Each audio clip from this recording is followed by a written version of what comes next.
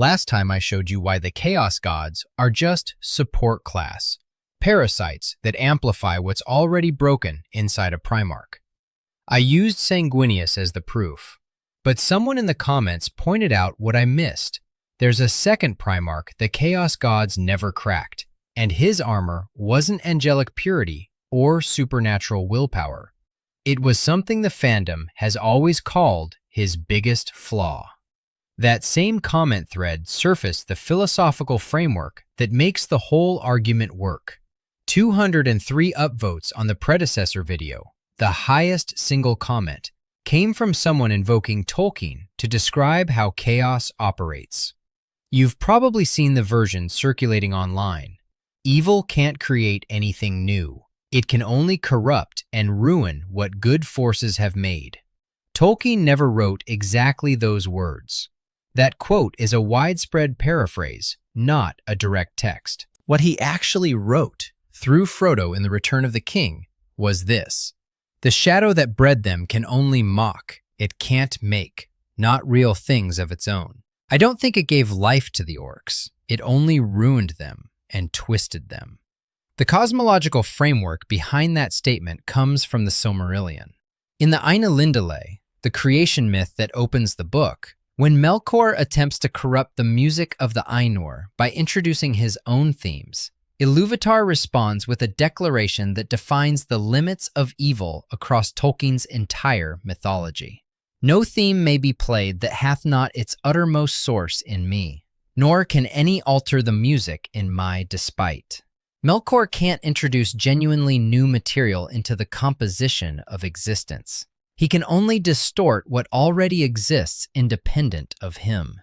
He can mock, warp, and corrupt. He can't build from nothing. The misattribution is worth naming because this audience will catch it, and because acknowledging it's more useful than pretending the paraphrase is accurate. The principle holds. Tolkien's own texts support it more rigorously than the circulating version does. And applied to the Horus Heresy, it explains the entire architecture of chaos corruption more precisely than almost any other framework. Chaos didn't build the traitor Primarchs from raw material. It found specific, pre-existing structures inside each of them and amplified those structures until they became something chaos could direct. A Primarch who presents no exploitable surface is structurally resistant, not through willpower, not through goodness, through architecture. Sanguinius and Lionel Johnson are two entirely different kinds of architecture.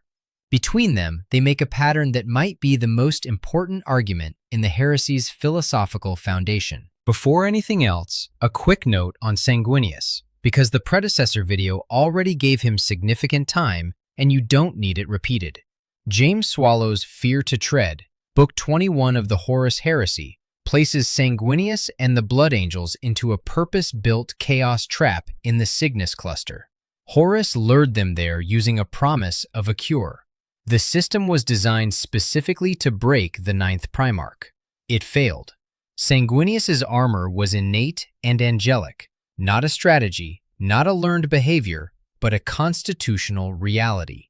His prophetic foreknowledge of his own death at Horus's hands had already removed the primary tools chaos reaches for: fear of dying, the desperate bargain that trades corruption for one more day, the hope that things might be different if you just make one compromise. A being who has already accepted his death can't be blackmailed with the possibility of it. That's armor type 1, supernatural, innate, impossible to replicate, and irrelevant to anything the lion shares.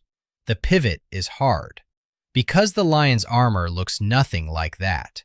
Caliban, located in Segmentum Obscurus, directly north of the Eye of Terror.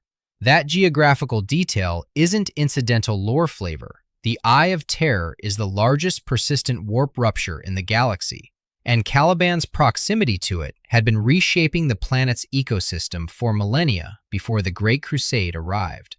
The Warhammer community's official description is unambiguous. The planet's forests were filled with all manner of terrifying beasts that had been warped by unnatural chaos forces. likely due to the system's proximity to the Eye of Terror. The great beasts of Caliban weren't apex predators in any conventional ecological sense. The Warhammer 40,000 wiki describes them as chaos-warped creatures of variable form, possessed of what contemporaries described as an almost unworldly intelligence that appeared to actively enjoy causing suffering. The most dangerous species, the Calibanite lion, the creature that would eventually give the Primarch his name, had natural armor capable of healing itself mid-combat, claws sharp as daggers, and the patient, predatory focus of something that didn't need to rush because it almost always won. The human population of Caliban had been in slow retreat for generations, huddling inside fortress monasteries while the forests outside became increasingly dominated by things chaos had touched. Into this environment, a Primarch's gestation pod landed, alone. The prelude to Mitchell Scanlan's Descent of Angels, published by Black Library in September 2007 as the sixth Horus Heresy novel, opens with a narrator describing Caliban before the Emperor's arrival as a world of forests where stepping outside without armor was often to die, where the creatures of the world knew only one law. The knightly order that existed to fight the beasts had spent generations building institutions around the permanent reality of a killing ground. Caliban was a world where selective exposure meant survival and full exposure meant death.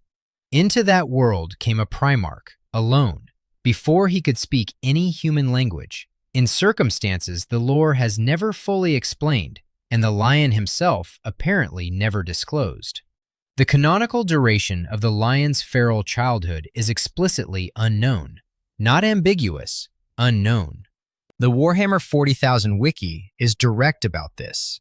How long the young Primarch had survived alone in the green deeps can't be known for certain, for the lion himself seldom spoke of those times.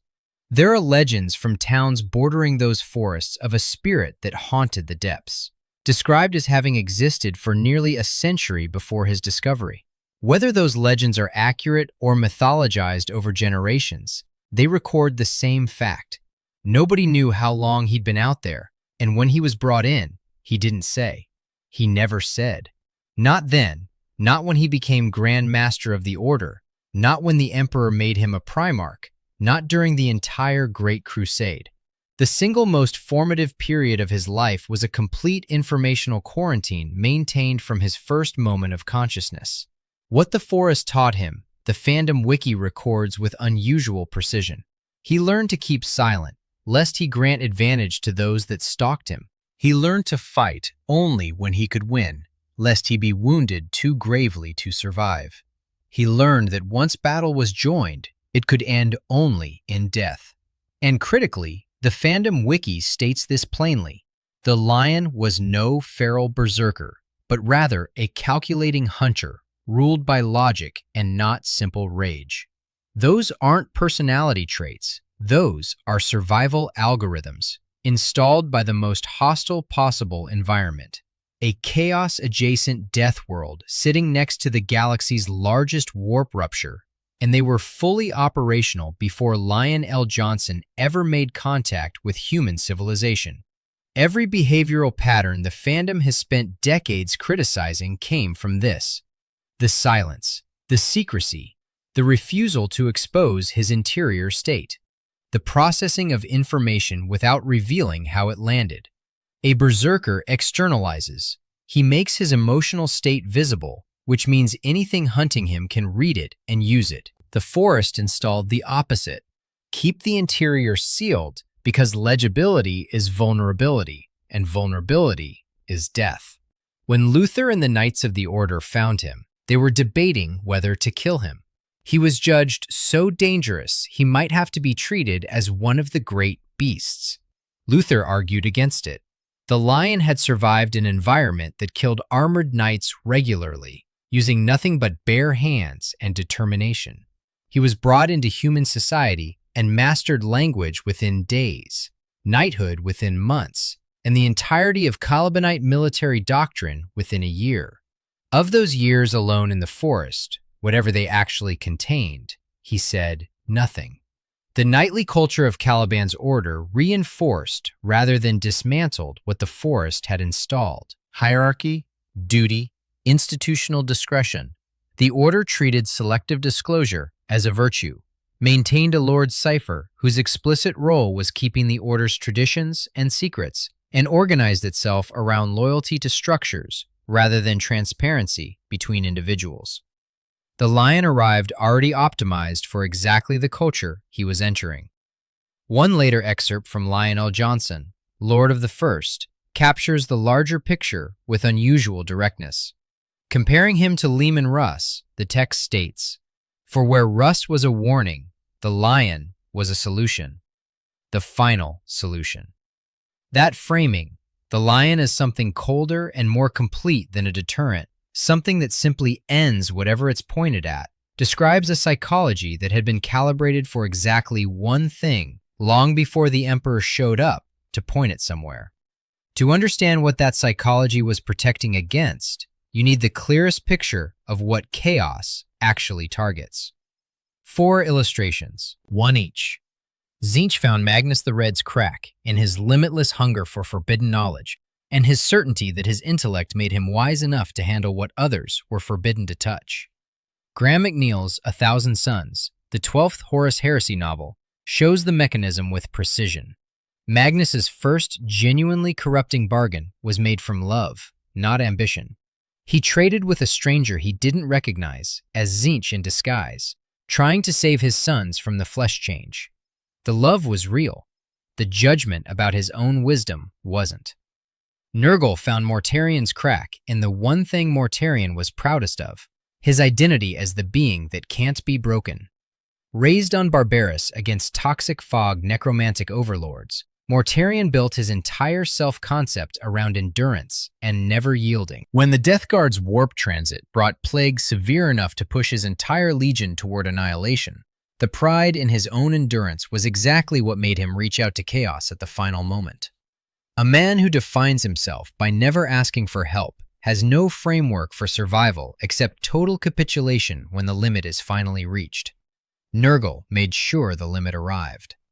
Slaanesh found Fulgrim's crack in a perfectionism that Graham McNeil establishes in Fulgrim as pre-existing any external catalyst. The Lair Blade didn't create the flaw. It found an existing need for excellence that could never be satisfied, an obsession that already wanted to believe the argument that perfection required experiencing everything. Angron and Khorne represent the most structurally honest case precisely because they're also the most complicated. The butcher's nails that drove Angron toward apotheosis weren't a natural psychological crack. They were psychosurgical implants installed by slavers on Nuceria to create a gladiatorial weapon. External mutilation masquerading as internal weakness. Chaos didn't find a natural opening in Angron. It found one that had already been cut by someone else, and then ensured the only available release from the nail's constant agony was cornate ascension. 4 cases, 4 different entry points. The consistent element across all of them is that chaos found something already present, a drive, an identity, an installed wound, and amplified it until it could be directed. The question is what this framework produces when you apply it to Lionel Johnson. Gav Thorpe's novella The Lion, published in May 2012 as part of the Primarchs anthology, contains the most direct canonical test of the lion's resistance to date. Kairos Fateweaver, Tzeentch's most powerful oracle, a two-headed lord of change capable of seeing all possible futures except the present moment, engages the lion aboard his own flagship during a demonic incursion. That blind spot in the present is Kairos's canonical vulnerability. Outside of it, he is an instrument of a god whose entire domain is manipulation through knowledge of what is coming. The Lexicanum synopsis of the confrontation is specific. Kairos approaches the lion and offers endless knowledge and power, an acknowledgement in the framing of what Tzeentch values most of what he expects the lion to want. He claims chaos always wins in the end. The lion refuses. The emperor provides everything he needs. Then Kairos makes what he probably intends as a rhetorical killing blow. He mocks the emperor as an ambitious impostor. The lion's response to this isn't what a demon with comprehensive knowledge of futures would have predicted. Instead of taking the mockery as provocation, instead of the emotional rupture that would give Kairos more material to work with, the lion extracts intelligence from it. If Kairos is worrying about the Emperor as a relevant enemy worth mocking, the Emperor is still alive. Only a living opponent is worth the effort of contempt.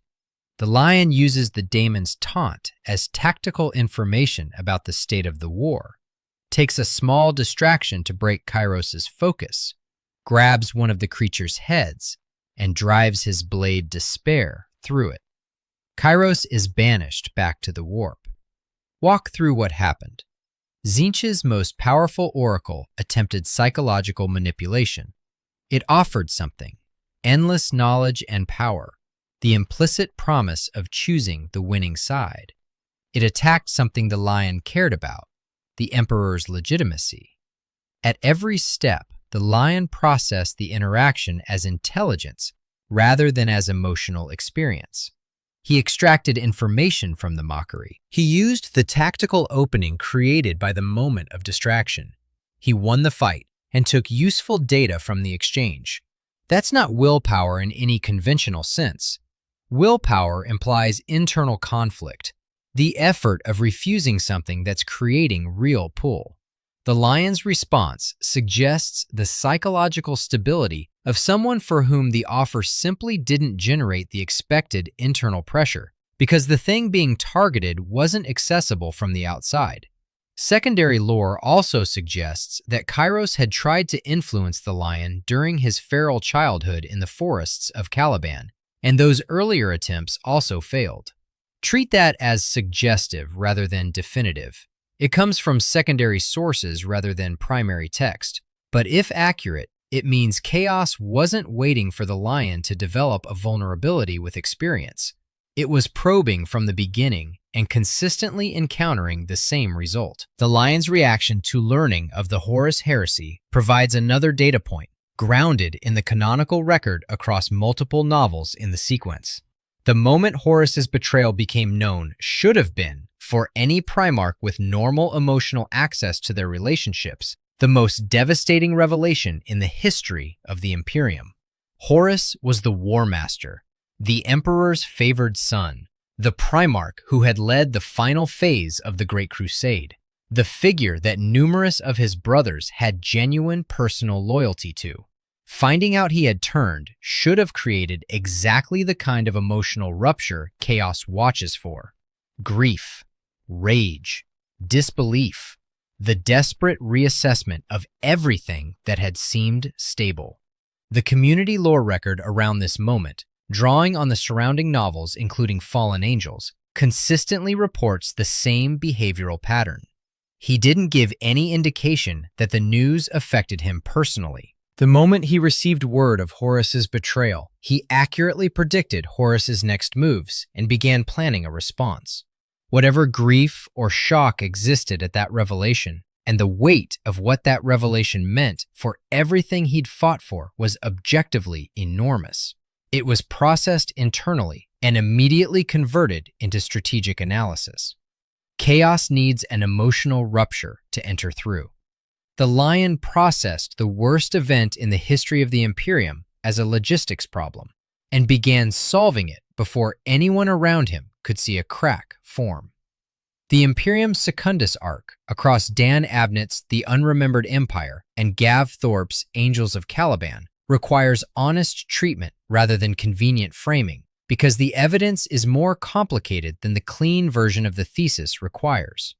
The lion in Imperium Secundus was Lord Protector, the military arm of Guilliman's contingency state. He ran a secret campaign against Conrad Kurz in direct violation of orders from Sanguinius. He authorized orbital bombardments that brought Imperium Secundus to the edge of civil war.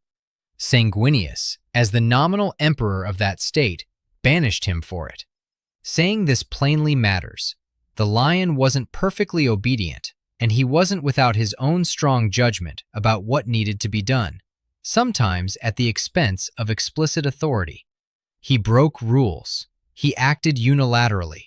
He was wrong in the specific way that gets competent commanders removed from command in any institutional hierarchy. But what he didn't do, and this distinction is real, is use his military position as a path to personal elevation. Sanguinius sat as the nominal emperor of Imperium Secundus. The lion commanded sufficient force to change that equation at almost any moment. He never attempted it. His unauthorized actions were directed at tactical objectives, not at his own status or advancement. The ambition was operational. Neutralize Kurz, protect the region, rather than the hunger for self-elevation that Slaanesh weaponized in Fulgrim or Tzeentch dangled in front of Magnus. It's still a failure of institutional loyalty. It's a different category of failure from the ones Chaos normally targets. Now the honest reckoning. Because Luther fell. Luther was there on Caliban. He grew up in the same death world, absorbed the same nightly culture, hunted the same chaos-warped beasts, and spent decades in close proximity to the environment that supposedly forged the lion's armor. He was the man who found Lionel Johnson in the forests and named him. He was the lion's mentor, closest thing to a father, initial equal partner in remaking the planet. He spent 53 years in exile, rebuilding Caliban's military infrastructure with the same diligence the lion brought to campaigning across the galaxy. If Caliban's environment was sufficient to produce structural resistance to chaos, Luther should have had it. He didn't. He fell to exactly the kind of corruption the lion resisted. And he fell partly because of his relationship with the lion. Mike Lee's Fallen Angels traces the mechanism across those 53 exiled years. The lion sent Luther back to Caliban after the Sorosh campaign with no adequate explanation. Whether this was deliberate discipline, tactical necessity, or the lion's characteristic failure to make his reasoning legible to the people around him, the lore leaves the motive genuinely ambiguous. What's canonical is that Luther experienced it as exile, then as abandonment, then as evidence that the lion had never valued him as an equal. The novel confirms what Luther said privately. He knew they'd never leave Caliban again. That resentment was real. It was, in some degree, warranted. And over 53 years, with no contact from the lion, no explanation, no acknowledgement that any of it meant anything, it curdled into paranoia. By the time Luther had concluded that the Emperor would destroy Caliban once its secrets were discovered, and that the lion had sent him there knowing this, Chaos had material to work with. The resentment was the crack. The absence of explanation was what kept the crack open over decades, and Chaos widened it slowly until Luther was something else entirely. The destruction of Caliban, dated by the Lexicanum to approximately 015.M31, just after the Battle of Terra, is itself contested in its specific details. When the lion's fleet returned and was met with weapons fire from the surface, the Lexicanum is explicit about the ambiguity.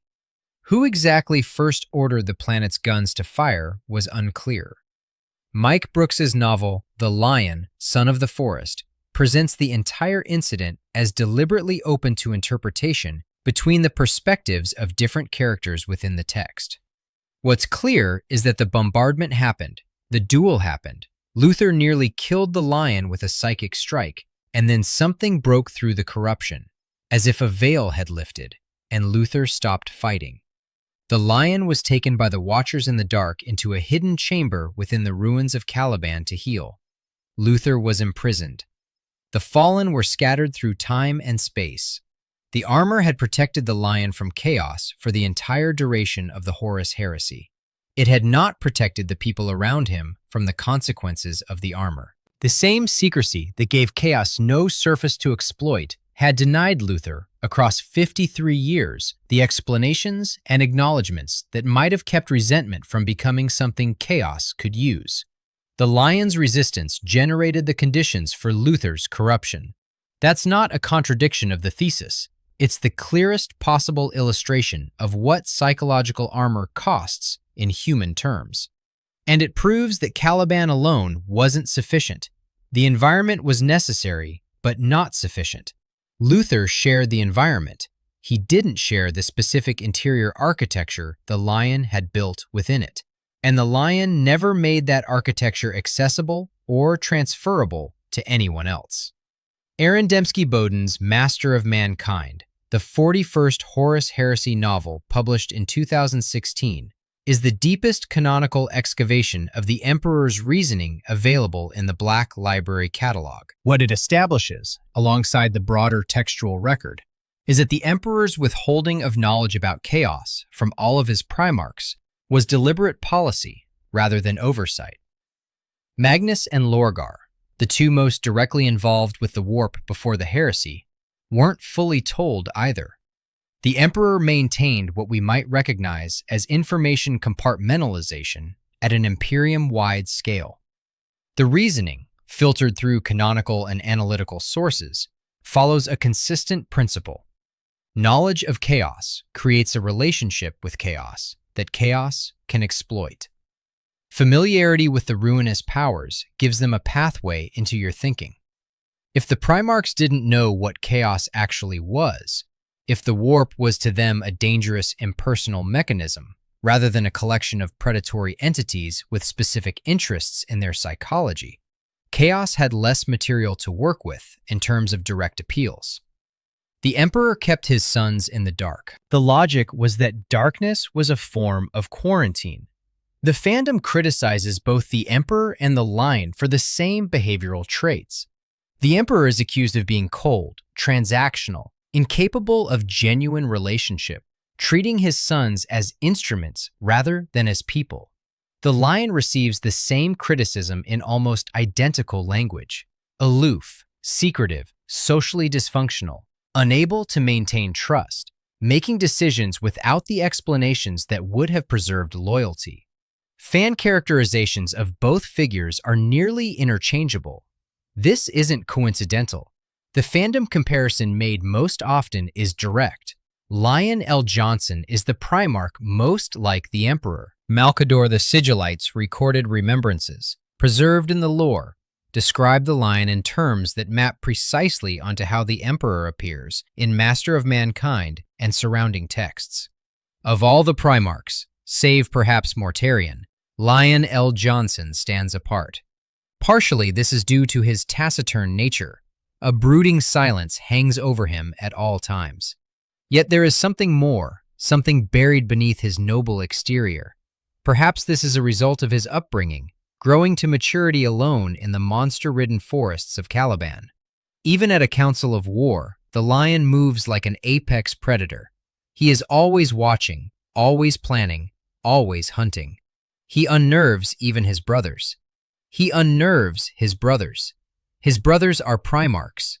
Both figures chose, or evolved into, the same defense: sealed surface, information quarantine, the refusal to expose emotional or psychological states to entities that might use them. The Emperor implemented it as policy toward his sons. The Lion implemented it as a personal default toward everyone. Same underlying principle, two different scales of application. The Emperor's strategy failed for 16 of the 18 Primarchs who reached the heresy without dying first. It worked for exactly 2. One was the Primarch whose armor was angelic and innate and couldn't have been engineered by anyone. The other was the Primarch who had independently implemented the Emperor's own quarantine logic through a completely different pathway before he ever met the Emperor, because Caliban had made the quarantine a survival requirement before the Emperor arrived to give it strategic framing. That's not vindication of the Emperor's strategy as designed. It's validation of the principle underlying it. Sealed surface, starve the parasite. The principle is sound. The implementation for 17 of the 18 was insufficient because the quarantine was external, denying them knowledge, rather than internal, building in them the psychological architecture that made such quarantine into resistance. The Lion arrived with the internal architecture already built. The Emperor found a son who had independently arrived at his own solution and recognized a fellow traveler. The fandom comment that gets cited most in the broader emperor debate, being very intelligent and being a good, responsible parent are two different things, lands differently when you apply it to the lion specifically. The lion didn't need a good parent. He needed isolation. He needed a death world adjacent to the Eye of Terror, populated by chaos-warped predators during his formative period, rather than a community or a surrogate family that would have given him the emotional landscape Chaos later finds so useful. None of those conditions could have been provided by better parenting. They were specific to Caliban and to the circumstance of landing there alone. That tells you something about the Emperor's actual limits. The strategy was right. The conditions under which it works at the level of individual psychological architecture couldn't have been manufactured for the other 17. Which means the Emperor's failure wasn't simply that he withheld knowledge.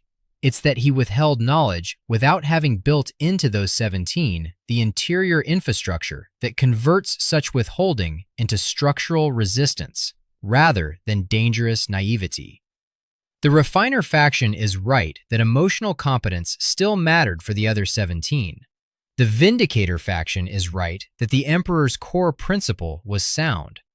The lion's specific case validates the principle while demonstrating how narrow the conditions are under which it actually produces immunity rather than just ignorance. Mike Brooks's The Lion, Son of the Forest, covering the lion's return in the era Indomitus, describes the awakened lion as more mature, more settled, more noble, acting less like the secretive, paranoid figure of the Heresy. Some readers interpret this as confirmation that the Heresy-era lion was always broken and is now corrected. The more defensible reading is that the armor was calibrated to the operational environment. In a galaxy-scale chaos incursion, during the worst crisis in human history, the full quarantine protocol was necessary. In the era Indomitus, where the lion's purpose has shifted toward leadership, visibility, and the building of the lion's protectorate across Imperium Nihilus, the protocol relaxes proportionally because the threat landscape demands different tools. The armor didn't disappear, its calibration shifted. 2 Primarchs, 2 armor types, 1 innate and supernatural, a being constitutionally too far from corruption for it to find purchase. 1 psychological and learned, a being who built an emotional fortress in a chaos-adjacent death world because the alternative was death in the dark before he reached anything that would have recognized him as a Primarch. The fandom has spent decades cataloging the second type of armor as damage, coldness, paranoia, secrecy, emotional unavailability, the inability to explain himself in ways that might have prevented Luther's fall. These are real costs, genuinely paid by real characters in the text. The criticism is warranted on those terms, but those exact traits are also why Kairos Fateweaver, a being that can see every branch of every possible future, couldn't find the crack. They're why the news of Horus's betrayal was processed as a tactical problem rather than a devastating emotional rupture. They're why the offer of endless knowledge and power, made by Chaos's most sophisticated oracle and the Lion's own flagship, had nowhere to land because the surface it was aimed at wasn't exposed. Frodo put the principle in the words Tolkien actually committed to paper. The shadow can only mock. It can't make real things of its own.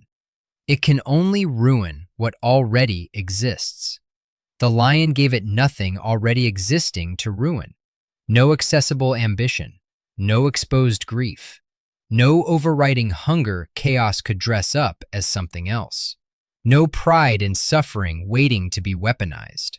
The material Chaos needs to work with was sealed behind a behavioral profile the fandom read as a character deficit, and the Chaos Gods apparently couldn't read as anything at all. That misreading is itself the final proof. The defense was so complete that the people studying the setting for decades didn't recognize it as a defense. They cataloged the symptoms of the armor as flaws in the man wearing it. Chaos had the same problem. It probed a surface that looked like damage and found that the damage went all the way down, leaving nothing underneath for a parasite to attach to. That's not bad writing. That's the Emperor's quarantine logic validated twice, once by a supernatural being whose innate nature made corruption impossible, and once by a psychological architecture built in the dark, in a forest full of chaos-warped killers, by a child who learned before he could speak that showing what you feel gets you killed. Subscribe if this kind of analysis is worth your time. There are more of these patterns in the Heresy, and we'll find them.